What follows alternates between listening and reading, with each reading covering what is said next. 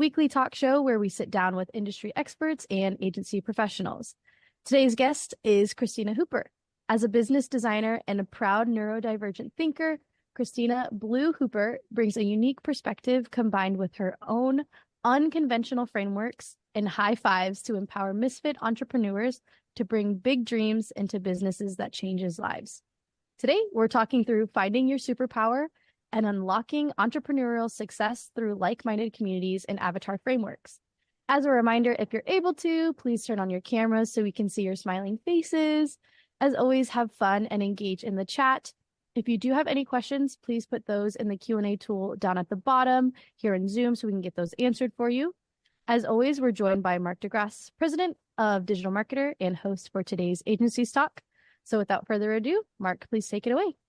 Thank you, Cameron, and welcome everyone. I was actually shocked this week to see how many people are still working super hard this week. I was actually hoping everybody would be like, hey, we should just not have meetings or do anything.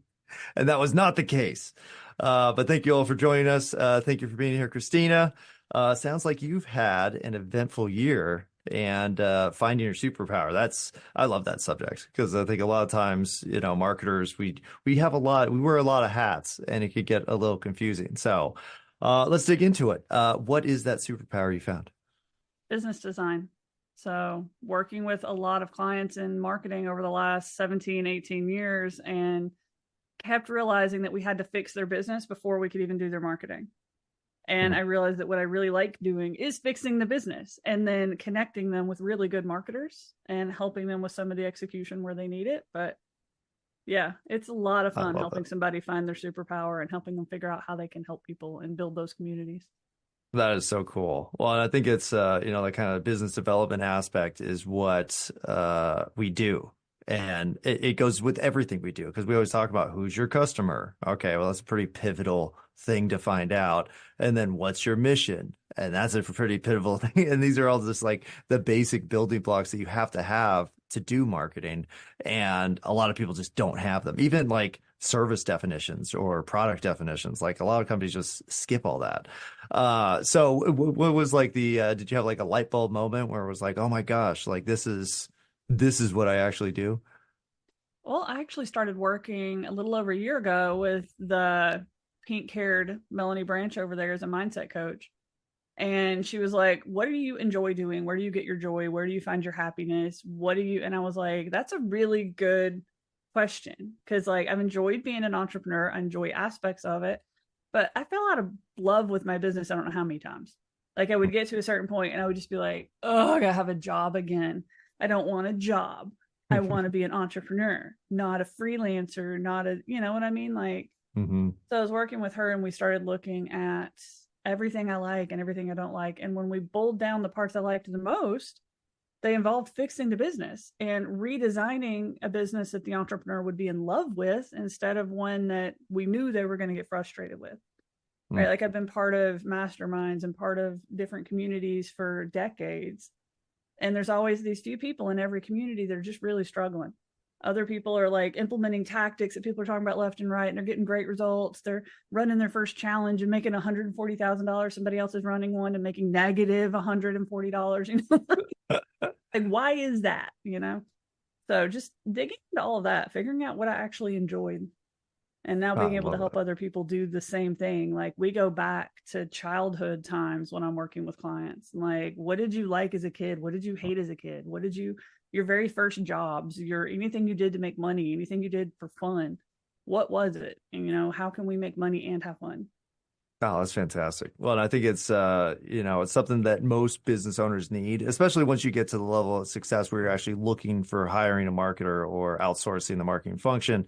You're doing okay. That's actually a big milestone, I think. And then you get into, what you actually need and what you think you're good at. And I love how you kind of incorporate the therapy component because it really is. And a lot of people just haven't had the opportunity to even talk about their business like this because, you're an entrepreneur, you're in survival mode. Nobody could know how you haven't figured anything out yet with the thing that you sell. And so you can't talk about it except to a marketer who, for us, the only way you're going to get good marketing is if you get that genuine information from the owner. Now, since you kind of started that process of recognizing like, okay, I'm into business development and business design, how do you present that to your clients? Or is it still they're bringing in for marketing and they end up with this, or how does the actual service work?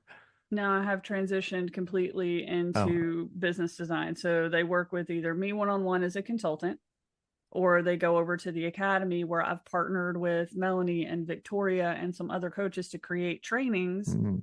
that walk people through our framework. So my entire business design framework, they can go through it at the Neurospicy Academy, DIY version, do the work, have access to a community of other people doing the same thing, have access to the coaches when they get stuck. And then my agency helps with implementation. So once you figure out who you are, what you sell, who you sell to, how you're going to redesign this whole business, and you have to build your website and you have to redo your social media, my team over at Sparkative at the agency side will fulfill on blueprint designs now. Of course, we had to call it a blueprint because, I mean, my framework had to be a blueprint.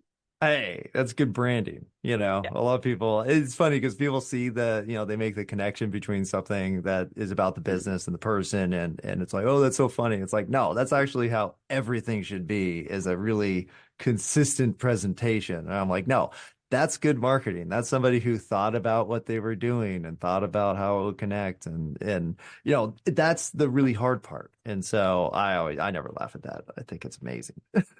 Well, and those So that partnerships are so crucial too, because it's like my blueprint plugs in really well with Melanie's playbook. She's teaching you to play and have fun and enjoy life and, whatever again. And then Victoria's flow plan, which keeps you and your employees in flow so you can scale, and being able to create those like interwoven frameworks so people can figure out what to do, get out of their own way so they can get it done, and then hire help to do it. Having all three of those together is powerful. That's enormous. Well, and finding a partner that you could actually, build a brand with. Let's talk about that. How did you meet Melanie? Or was it kind of like a natural, like you were part of your network and then you kind of fit, or how did it work? She's got really amazing branding and an amazing TikTok channel. And so I was just stalking her, as one does before you hire someone. It's You have research. to. Exactly. Yeah. Yeah. We'll call it that. And then I was just getting really frustrated because I was like, I'm not happy with my business. I'm not happy with what I'm doing. I don't know how to get there. I was like trying to launch a course and I was like literally crying because, neurodivergent entrepreneurs, if we can't get our brains to give us the go-go juice, we can't do the thing. So I was like sitting here all day. I blocked out everything. I'm going to launch this course. It's going to happen. And at the end of the day, it still didn't happen. And I was like, Melanie, you need to save me. Save me from myself. Fix me. I'm broken. Help. And so I hired her, and then we started working together and working through, what I wanted to do and looking at what she does and how that, unlocks it. That's fantastic. Well, I think it really highlights something that I talk about a lot, which is just humility, because you have to, accept like, okay, here's what I'm good at and here's what I'm bad at. And a lot of times we don't want to look at the bad stuff, right? We're like, oh no, I could get it figured out. I don't want anybody to know that that's how I think I am. And it takes a lot can't of explain it either, right? So especially when you're dealing with neurodivergence like ADHD, autism, social deficits, communication skills, our brains work really fast.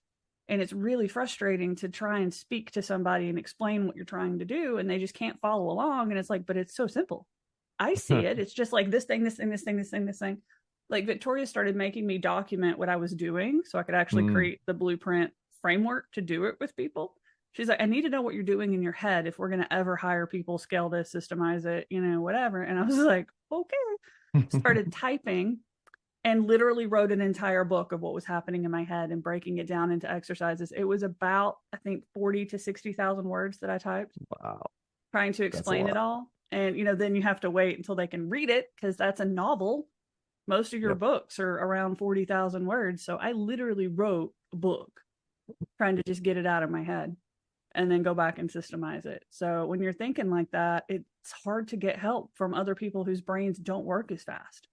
So having that community of autistic and ADHD entrepreneurs that are all doing the same thing, following my frameworks and being able to compare notes on what works, what little tricks and hacks have you used to make your brain behave or to keep yourself from burning out and just shutting down and not being able to function for days at a time. Oh yeah, or just getting so swamped with tasks because for me, like I just start like 50 projects at the same time, and then I'll work on all of them at the same time, and I'll just kind of bounce around to whatever feels right at the moment. And it's hard to hit deadlines when you do that because there's just a lot. And honestly, you're not prioritizing it based off of like the best use of your time either. You're doing the stuff most of us really suck at planning and prioritizing tasks, and we only get our dopamine from parts of the act of bringing something to life. Like I love the ideation, and I love when it's done. Like I can see the finish line, and I'm like, sure, and we're going to rush across it. But the act of getting started on it after you've ideated it, and then starting to promote it after you've built it, no. I'm done. I'm done. I've had the idea in my brain. It's already built. I don't want to sit down and build it. That's boring. But then when it gets to the finish line, like you can see the finish line, that starts to get excited again, right? You're going to race right over it. But then you get over it and it's like, well, I want to work on the next thing. And Melanie's like, no, come back.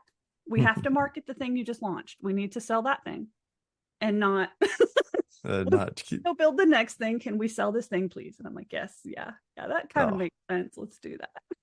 Well, that's standard marketer too, where it's like, you put so much effort into a project and then you're like, well, I'm glad that's over. And then you're right, you move on instead of doing the thing, actually the easy part, because the hard part is making the content in the first place, right? You got to sit down, got to ideate, got to organize, got to make it look good.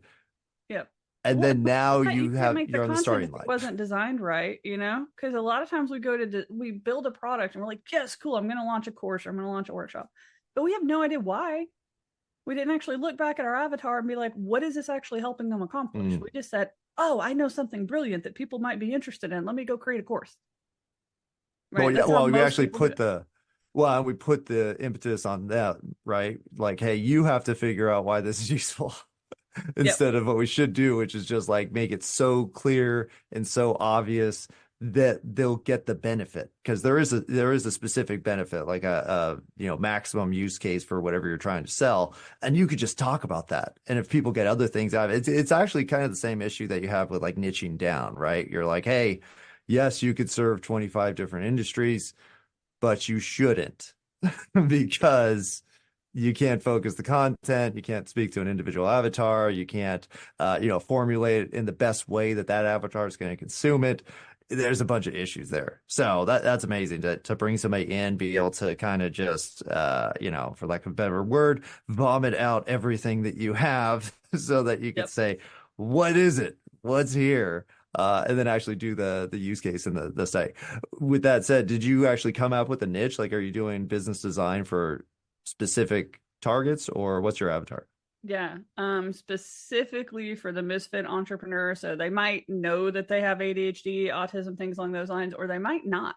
A lot of times when we're talking about rebel or driven or misfit, or a lot of these words that people use for entrepreneurs, they're really talking about neurodivergent entrepreneurs. So niched into neurodivergent entrepreneurs, but specifically ones that have big goals, big dreams. They want to have like multiple revenue streams, become an entrepreneurial investor, have their own frameworks, be on stages, be known, right? And one of the cool things that helps us not only design businesses the right way, but also make sure that we're attracting the right people, building these communities of people that are, going to get to the client that we like to work with, is that avatar matrix that I came up with. We call it PAM. It's a progressive avatar matrix. And it was inspired by DigitalMarketer's avatars, as well as before after grids and D&D character sheets. Because the downside to traditional avatar sheets is they're a fixed moment in time and a fixed journey, like before they buy this thing, after they buy this thing, or this person who has this immediate goal or problem. What that lets us do is build one product really well. But what if we treat it like D&D character sheets? So if you're familiar with those, you actually you invent a character, and you have their different levels and different skills, and they'll have things they're good at and things they're bad at and things they want to achieve and things they don't. As you play this character, you evolve certain skills over time, right? Like you get better at some of your, magic spells, or you get better at being a pickpocket if you're a thief or whatever. Like, what about as an entrepreneur if we were intentionally trying to level up our clients the way we level up a D&D character? Right. So that was what evolved the progressive avatar matrix, or PAM, right? Because a lot of people stress over what to call their avatar too. So I wanted to name it something that it's PAM. It's always PAM. PAM. Yeah. So when everybody says PAM, we know who it is. and you're good to go. But it breaks them down into typically 5 levels to start with. So you look at, your ideal client that you would normally think of as like maybe a 2 or 3. And then you look at where are they going? Where's 3, 4, and 5? Where are they at their most successful, bigger than they could even imagine for themselves, probably like 5. And then where did they start? Like it might be like for the academy and for a lot of what we do, our first level is dreamer. They know they want more, right? They want something. They don't want to work a job. They don't want to be tied to their business like a freelancer. They want more. And they know that being an entrepreneur is the way to do it, but they're not exactly sure how. Right? So dreamers. Level 2 is when you start to get to builders. They're like, I'm going to build this successful business. I'm going to build this successful life for myself. I'm going to do it. And they're ready to build, to put in the work, to build their websites, to overhaul their social media, to go get interviewed on podcast. They're ready, right? Level 3 is grow. This is somebody who is ready to start bringing in clients on autopilot. They know what they sell. They know who they sell it to. They know the transformation that it delivers. Now it is time to get more and more clients. It's time to start building SOPs and starting to train staff. It's time to bring in some worker bees, right? Next is scale. You're going to hire manager of managers. You're going to start to expand. So when you first build your business, you're trying to turn 2s into 3s, right? You focus on one level of your avatar and get really good at making 2s into 3s. When you get to scale, then you can start turning 3s into 4s. Now you have an audience full of 3s. Let's turn them into 4s, right? Then 4s into 5s, 1s into 2s. Now you've got this whole army of companies and partnerships, and because you're focused on helping somebody level up, right? So if you're doing that, you're going to do that through products you create, partnerships you develop, referral partnerships, different tools you recommend. Like your goal is to get them from 2 to 3. Do that however you can in the most profitable way possible through your own products or somebody else's, right? So it helps you identify those referral partnerships and future partners, which is great. And then the 5th level is relax. By the time you've done all of that, right, you have money just coming in without even really trying. You could take a year off, the money's still coming, you're fine. So you can do whatever you want to do. You might not want to retire. You might have already sold multiple businesses. You still like a challenge. You're just going to do whatever you want with your days, right? Maybe you want to go speak, whatever, but you're dialing it back a little. You're starting to think in terms of legacy, things along those lines. So you see how like when you have that whole picture in your mind, can you imagine how you approach your business, how you approach your product design and development, how you approach your marketing? A lot of the stuff you normally can't communicate. Like if you have big goals of being a 5, but you're down here at 1, guess what? I can help you. We've got layers of the academy. We've got Sparkative. I've got partners. We've got me as a coach. We've got, all kinds of stuff that will take you from 1 to 5.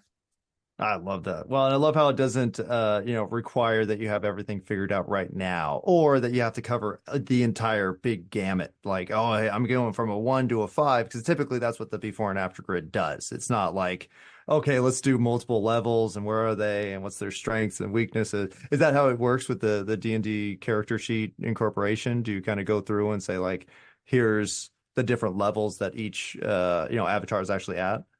Yeah, we actually break it down. I use an acronym mastery for all the different things you want to define at each level.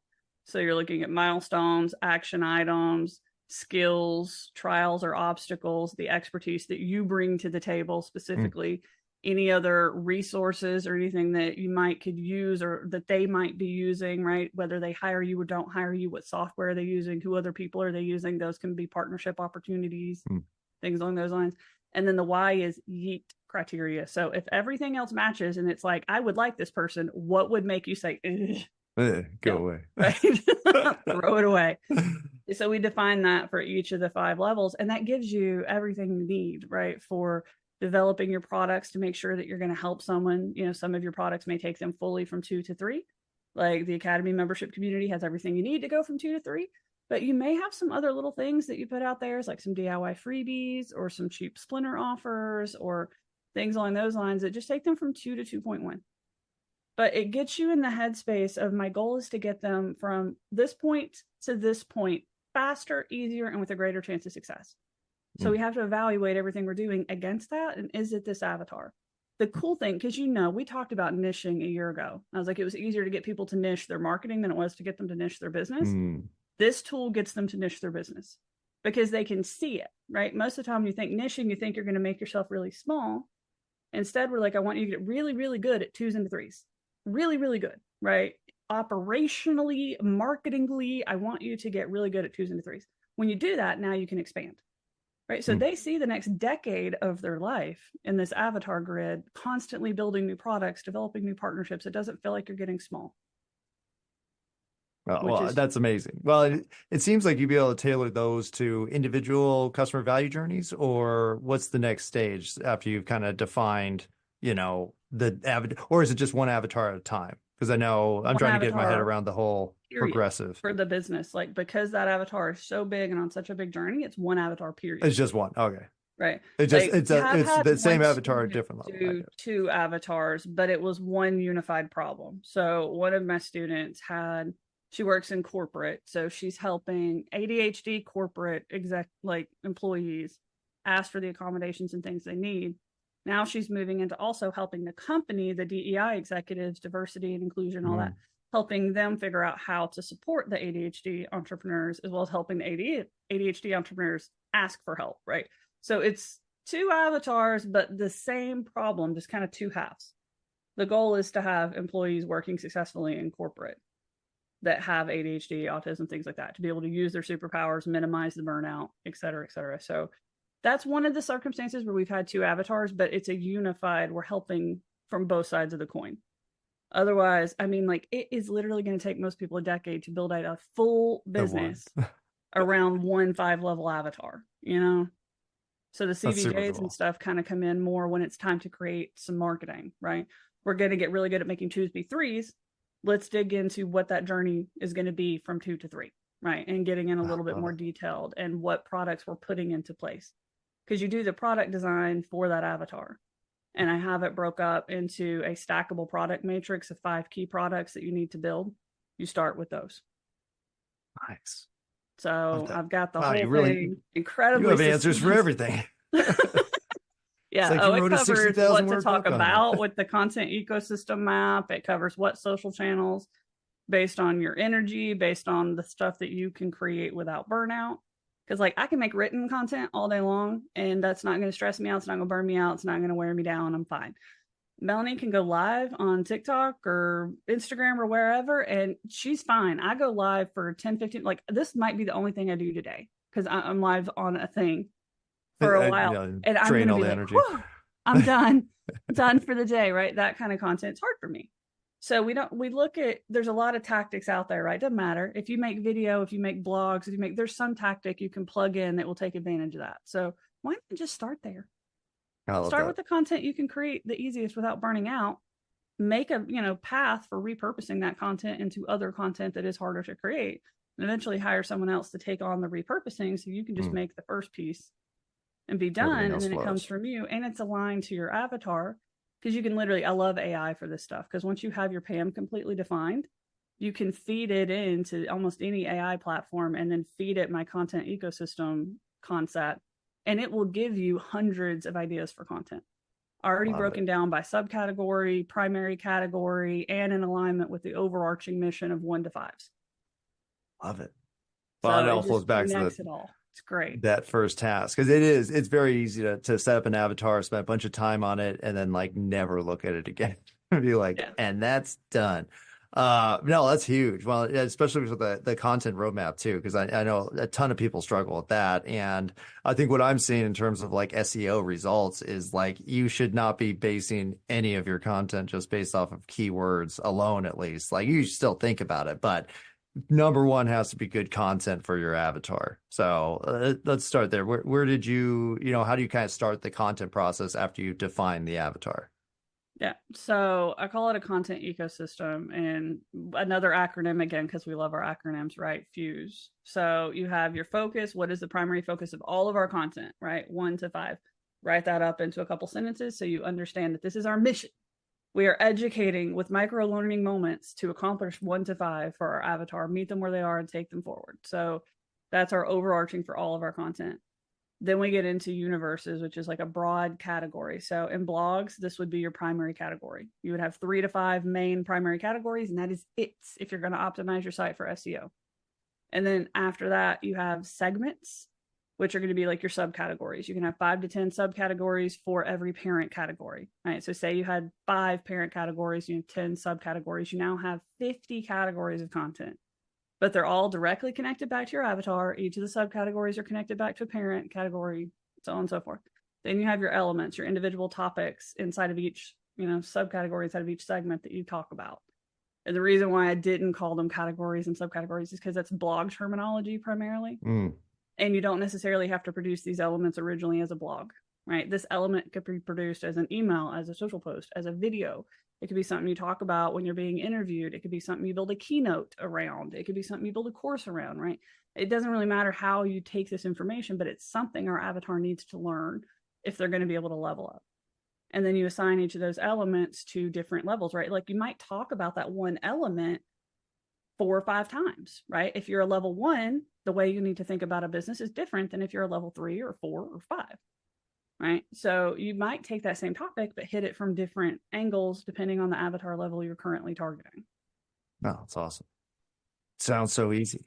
Can we, let's put it into practice, but, let's use my favorite, which is the, clothing boutique, local clothing boutique, some e-commerce, but has a local, kind of focus.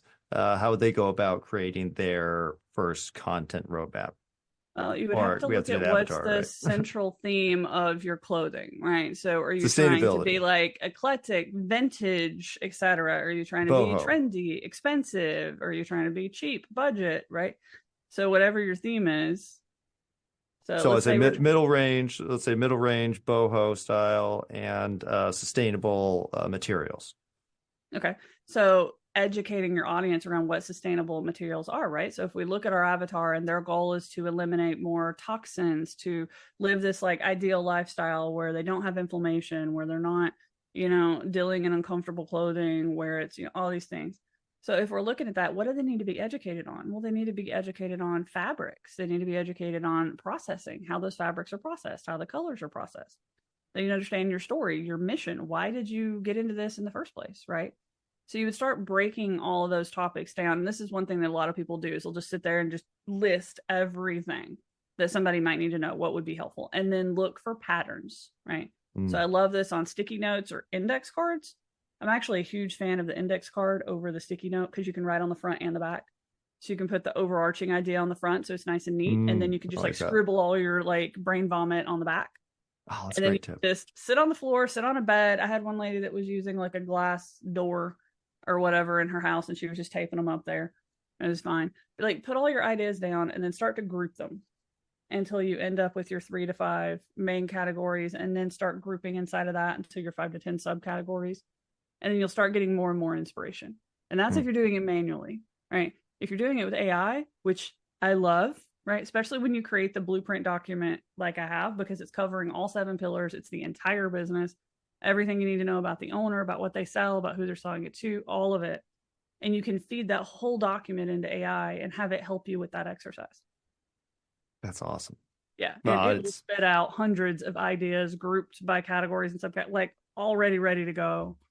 And like no time, and aligned to your avatar, because all of that's in that one document, which is something we've never really seen before, right? But pre-AI, we had lots of little documents because it was easier to have them all separated out. But in this world of AI, where you can feed it a 40, 50,000 word PDF file and have it do your homework for you. Oh, so much easier. Right. So much like, well, you actually do it. Document contains your entire business. Like, who documents their entire business? Until I started doing this blueprint thing with people, I could never find somebody that had like one document that told me who they were, told me what their favorite hobbies and, all the fun things about the entrepreneur, told me about their entire avatar and what they're doing and all the products that they've created and how they help people level up and the content they can write about and the type of content that the entrepreneur can create without burning out, and their primary social channels and their repurposing social channels and their curated present social channels. It's all in there. Client success plans for how the products are delivered, the exit plan for the entrepreneur, how they're getting off the line on at least their focus products within the next, 90 days. It's all in there. So when you can take that whole thing and give it to AI, good to go. Yeah. That's amazing. It's crazy powerful. Like to have somebody actually know everything. Oh, which is the biggest problem we have.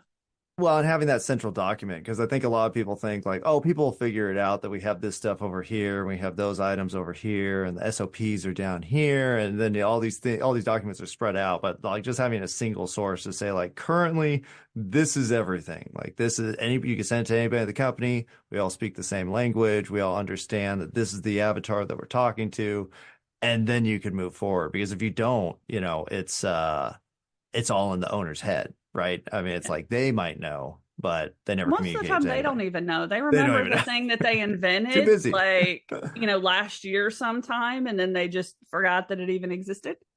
Right. Making an asset library is one of the things we have people do. So we want you to I make love a that. list of everything that you have, because we'll know what can turn into lead magnets, what we can put into membership communities, what we can, so it's everything's in there. It stays up to date. It stays a living document.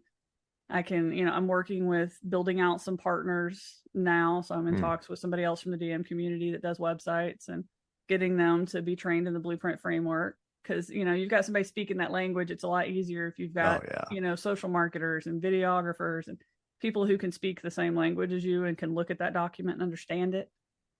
So we're working on some of that kind of stuff now. But I mean, that's the power of having that multi-level avatar, because you can see this is what they need. Right. So now you're problem solving the right way. As entrepreneurs, we're constant problem solvers, but we tend to solve a bunch of problems for a bunch of different people in a bunch of different ways. And now you can't ever figure out what we do. And we have to constantly pivot. And we're like, oh, I think I do this now. And oh, I think now I'm excited about this. Yeah. And it's like when they start seeing those case studies and start seeing that transformation, they're like, I was intentionally trying to make this happen. And guess what? It did. Oh, yeah. It's crazy nothing feels how much better. that normally doesn't happen. Oh, no. It rarely happens. But, what feels even better is when you're able to delegate that same task to somebody and have that person do it as good or better than you. And you're like, oh my gosh, this is all my dreams ever. Yeah. Well, that's why we approach systemization from the very beginning. We're already talking like you're designing your business, and we're already talking exit plans, and we're already talking client success plans, and we're already building a list of what SOPs need to be developed. And even if it's just a solo entrepreneur, that helps alleviate some of the mental calories that it takes to do boring work, because you have a list of what to do. So we start with the boring things, the things we would want to outsource originally, and make a list of all of those that you need to start writing SOPs for. We have the client success plan documented, because how many people create something, sell it, and then once they sell it, they're like, somebody bought it. Oh my God, what do I do now? Oh no, right? And you have no idea. Or like you just didn't document even at a high level what was supposed to happen. So the client arrangement doesn't go as well. So we're documenting that stuff. We're like, you're going to sell one thing. We have one focus product. You can have upsell products, scarcity products. You can have other different products, DIY freebies, all that good jazz. But you're going to have one thing that's like the linchpin. So if you decide you're going to focus on 2s into 3s, you create that focus product. That's the main thing you're focused on selling. So you get really good at marketing that, really good at talking about that. For me, it's the academy. I get really good at talking about the academy. Go buy the academy. That's the thing, right? From there, I can upsell my coaching services. I can upsell done for you services through the agency, but you have the one thing. Love it. And that's what you're really, really, really focused on, and really getting good at selling it, getting good at servicing it, and planning for all that in the beginning. And then when you're ready to expand, you can create another focus product for another level. Or like in my case, the academy is big enough and massive enough that it covers all 5 levels. But most products would just cover like 2 or 3 or 4. But even if it is covering all the levels or multiple levels, you still have to look at each level individually and be like, does it really? Like, I think it would work for 3s, but do we need to do something different for 3s to 4s? And at the academy, that's what we did. We made a roadmap course for each level. So there's a central roadmap course with lots of little deep dive courses around it on specific tactics to help you get from 1 to 2 and 2 to 3 and 3 to 4. Love it. Now, I love the plan and the big book and everything, but after you actually finish the plan, which I'm guessing takes a couple months, or how fast is the actual plan made? It takes a couple of weeks. Only a couple of weeks. Anywhere from a couple of weeks to about 6 weeks. Kind of depends on the entrepreneur, how tricky they are. Because we're designing it around the entrepreneur so that they have multiple businesses, and then applying it to their businesses.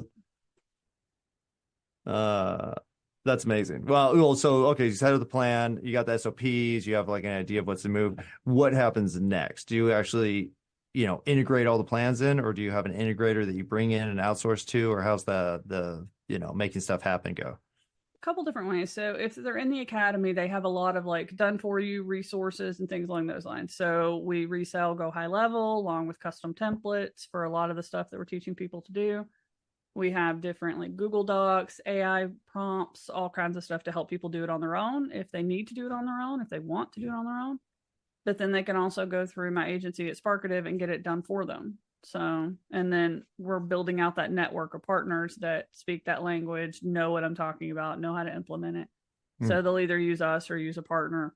Sparkative is really niching more into effective project management for a blueprint powered entrepreneur, right? Because your blueprint evolves as you're going through that like build, grow, scale, relax stage. Your blueprint's evolving with you. The products you sell, the levels of clients that you're able to service, how your exit plan evolves from just the initial exit on the focus product to full exits from companies, building out your partnership agreements. The blueprint evolves with you through all that. So it does become that living document.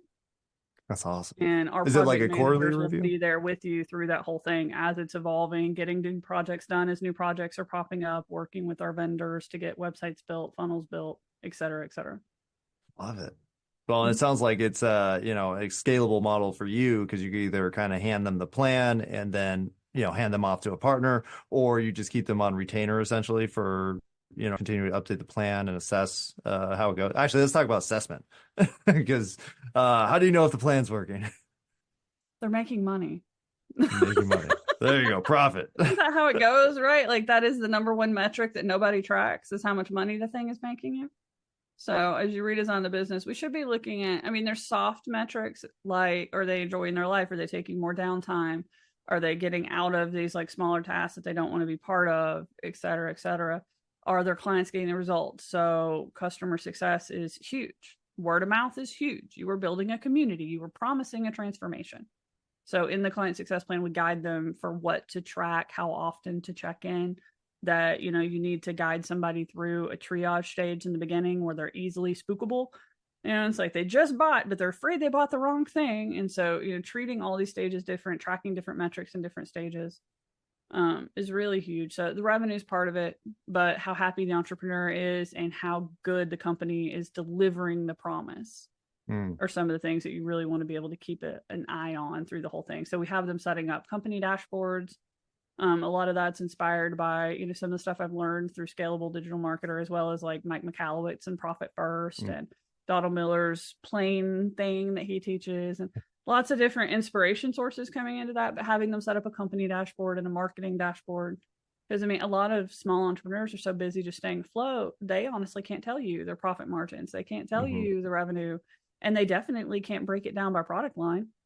Because a lot of it is ego driven. They're like, oh, but I really like this one. It's really fun. Okay, but is it really making you money? Yeah. Yeah. That is a tough conversation where it's like, I know you don't like that product because it's not fun or sexy, but too bad. That's your product. And you could deny it and try to change it, or you could just lean into that and make a lot more money because that's obviously what the market is saying. Like, I like this. But no, I've seen that many times in the past where you do have that battle of like, no, but this is going to be huge. And you're like, no, this has a 60% profit margin. We're going to talk about this more. Yeah. Well, and designing them that way from the beginning, a lot of people launch a product in response to a tactic, a shiny object, they're like, I'm going to create a membership, or I'm going to create a course, or I'm going to launch a new consulting product or group coaching, whatever have you, right? They're like, I'm just going to go launch this product. And it's because they want to, because they've seen someone else have success with it. And they didn't ask, well, why did that person have success with it? And do I have the same criteria to be able to succeed? Right? And then we get bored with it when it doesn't work. Yeah. Well, yeah. Mm-hmm. The thing is, it's like you say get bored, and I'm the same way where I'll get bored with the project and I'll move over here or whatever, instead of looking to like, okay, well, what's actually making money? Because those, you have to be passionate about what you do, but you have to balance that out with something that's a, practical benefit for the company, your, employees and your customers, because those are. Well, if you're a small business with just you and a couple of team members, that distraction is costly. It's huge. That is deadly to a small business, because it's like you just launched it and now you're already running off and doing something else. And it's like, well, wait, we have to sell it. And then we have to service it, right? Like we have to deliver it and we have to make sure that it's actually working. We have to iterate and we have to improve. You know, teaching, that's one of the big things we have to teach our students on campus is the power of iterating and improving. Like you're not going to launch it and be done. You are going to iterate, you're going to track, and you're going to improve. And you need to anticipate doing this for at least the next 3 to 6 months after you launch something. Like at least, right? That's your investment in making sure this is actually working before you can put someone else in charge of it or start to step away from it a little bit. Well, and I think that's a really good distinction, because a lot of people hire somebody like you and they're like, okay, well, you're going to figure all this crap out, and then I'll just do what you say. You help me figure it out, and then that's it. Versus really sitting down, like making the procedure and doing it yourself. Because, you know, I love outsourcing and I love delegation and all that kind of fun management stuff. But until you actually do the thing, you have no idea how to train somebody else to do it. And they won't do it right or as good as you, even when you do train them properly. So you got to. Even if you're bringing in a specialist for something that you don't know how to do, because there are some things that you just should not, even when you're a solo, you don't have the skill set, you don't have the time, you don't have the bandwidth for you to do this, doesn't make any sense. You should still be overseeing it.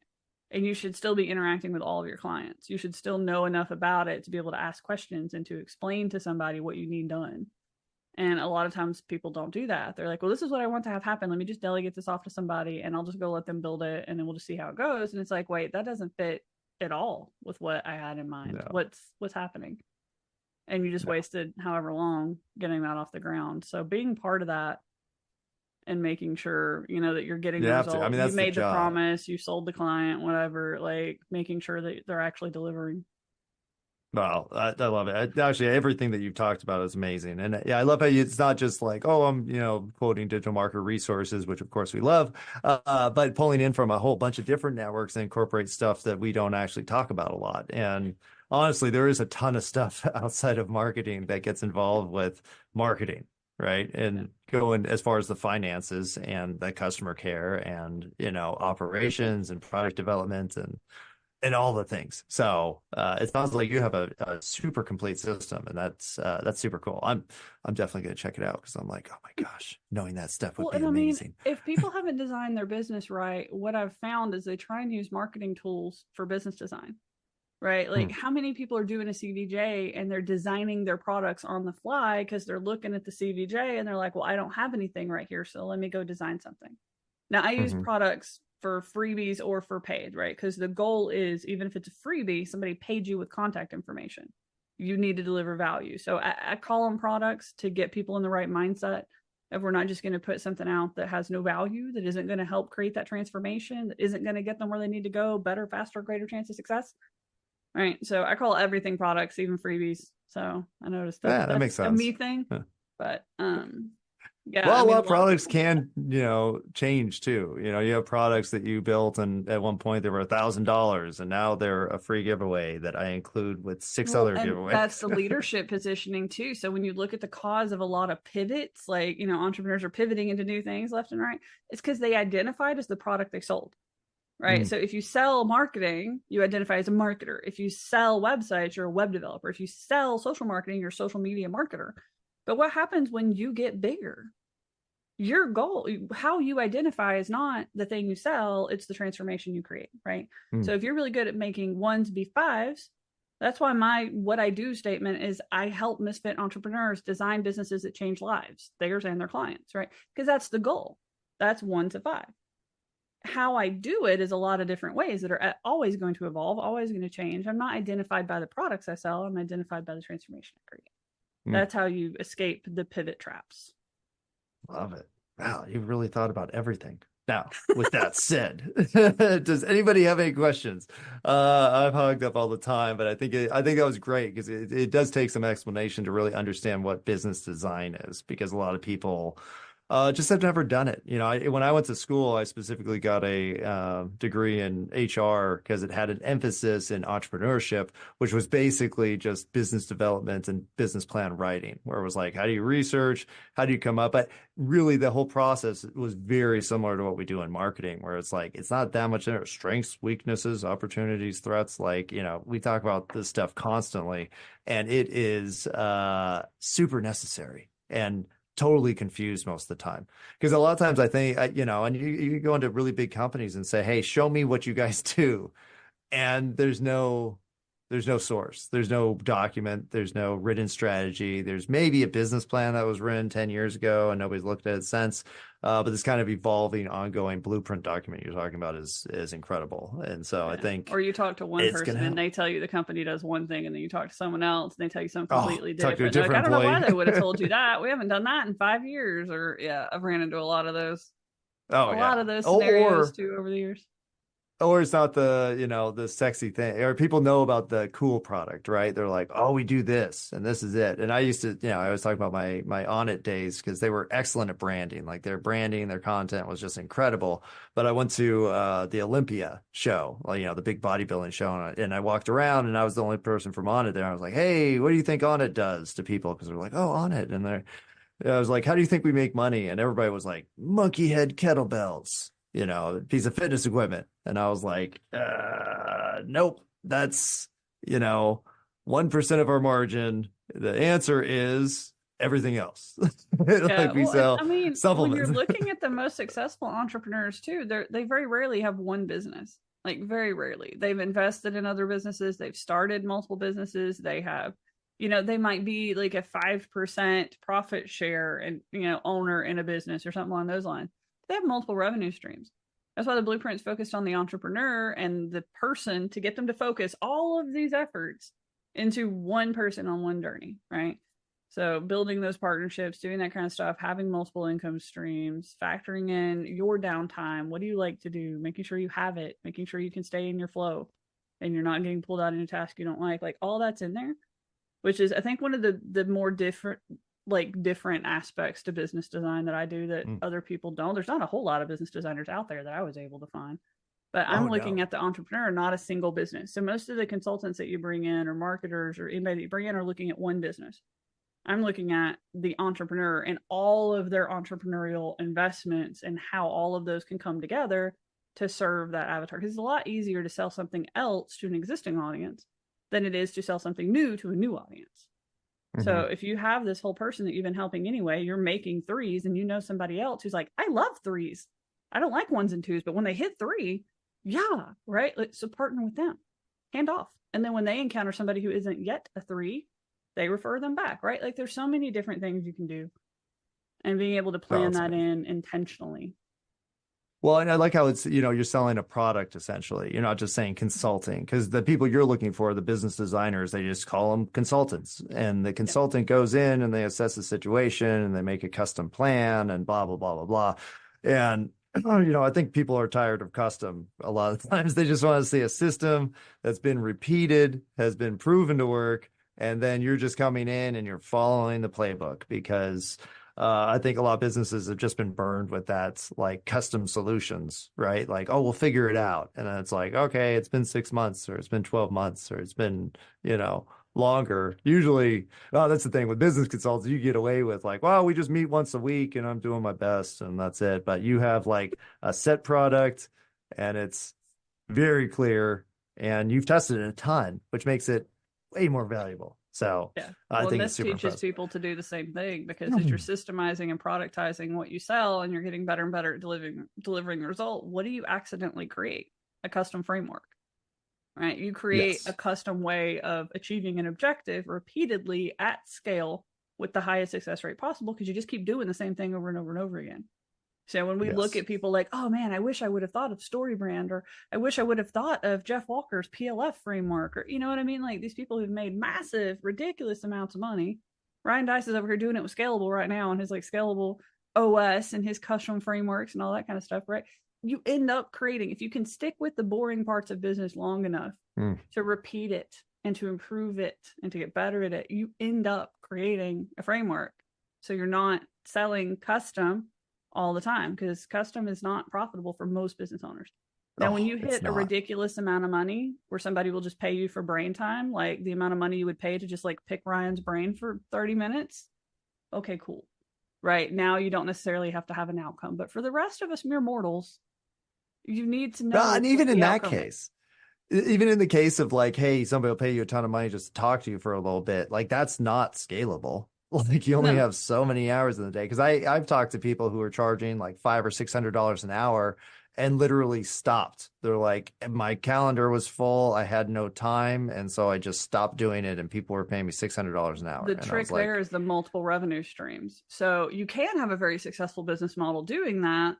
However, you have to have enough success to be worth somebody paying to pick your brain, right? So you do have to put in some work to get to that point. But when you're like that level 5 and you're in that relaxed stage, you've already got enough money, so you're not filling your calendar to try and make money, right? You've already got money coming in from other places. But then you're also able to really just spend your time where you want to. You're able to take that money. Like if you're charging $1,000 an hour for somebody to talk to you, or $1,500 an hour for somebody to talk to you, or $100,000 for a day of your time, right? We know people that are charging that, right? If you're doing that, if you just had 2 appointments in a month and you brought in 200 grand, go buy real estate, go invest entrepreneurially. You can keep expanding your net worth and only have a handful of meetings every month. You're not looking to fill your calendar with that strategy. well, I love that. I love even the concept of that. But I will say that most of us would find that uncomfortable because we feel like we're not working hard enough. So how do you get around that? By the time you've hit level 5 status, that's not a particular mindset issue you're struggling with quite as much, right? Lower levels, when we're at 2, 3, even 4, yeah. I mean, there's a lot of, and that's why I had to partner with Melanie over at the Academy for the mindset side of it, because it really is, it just pisses me off how much my brain tries to sabotage me from doing what I want to do. Yes. Right? Like it needs to get on board and let's go. And that just doesn't work that way a lot of times. So you have to tackle mindset. I hate it. I really do. I wish you didn't, but it has unlocked so much for me and so much for so many of our students. And it just, it is a necessary I completely thing you agree. have to deal with.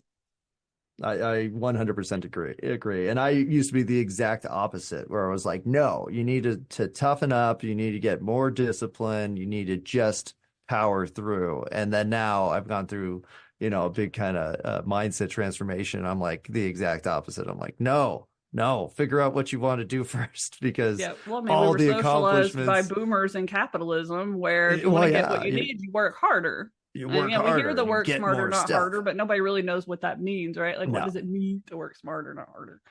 Yeah, no. Well, it means to not be miserable all the time is, the ideal, where it's like, hey, you spend most of the time not feeling miserable. And you're like, what? Is that possible? Like, yes. Yep. It changes your perspective on so many things. It's like you can handle bad things so much easier, right? Bad news is just like, okay, cool. Let's do this instead.